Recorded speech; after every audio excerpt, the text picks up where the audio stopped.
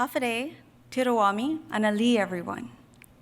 My name is Kalani Reyes, as you just heard, and I am a Chamorro podcaster and future coral reef ecologist, as well as the founder of the grassroots organization, the Deep Pacific Collective.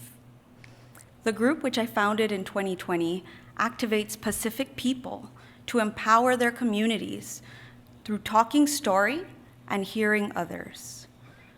I was chosen as a youth delegate, specifically because I said in my application that the Our Ocean Conference is a place that needs stories, because everyone has an ocean story. We are in desperate need of more diverse stories like mine, not just statistics and facts, but stories of ocean innovation, adaptation, and resourcefulness. You can find all of that right here in this room. Many people have spoken about empowering or activating the youth. I believe if we want to empower youth in our communities, the first step is to listen and truly hear us.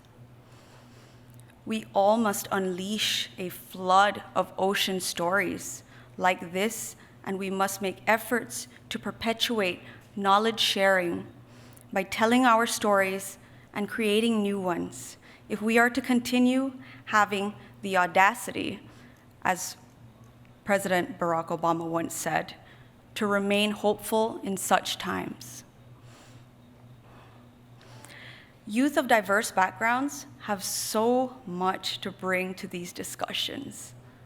And in creating my collective, I situated myself among those who share the same love for the ocean and advocate in unique ways towards a peaceful, prosperous, and connected Pacific that is equitable, culturally grounded, and inclusive. Something that, since the age of colonialism began, has become fragmented more and more. I actually don't call myself an activist, but rather an advocate. I've made it a part of my life's mission to advocate for and with young people of the Pacific, to believe in their power through hearing other islanders speak about their experiences, especially in my home islands, the Marianas, the Commonwealth of the Marianas, where I'm from, as well as Guam, where I currently reside. But I never thought this was my calling. That's because I am drawn to that feeling of wonder that happens while submerged and while I'm looking at my favorite sea creature or coral. Something that we might all relate to.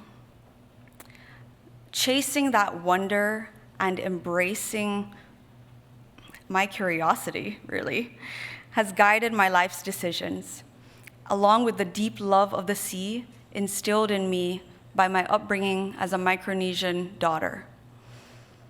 I must praise beautiful Belau, its people, and the Our Ocean team for putting together this conference, this long-awaited conference, and giving young people a larger voice and role than they've ever played at past conferences.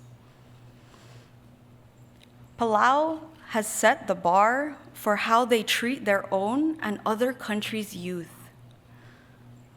Stephen Victor, Palau's Minister of Agriculture, Fisheries, and the Environment, appealed to two values at One Young World's COP26 panel on Indigenous knowledge for climate change action. One being respect and the other being responsibility. We respect the efforts those before us took to give us a world better than what we have today.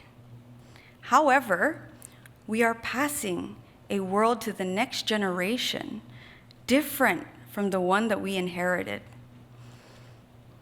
We hold that collective responsibility of making or advocating for change in our own communities.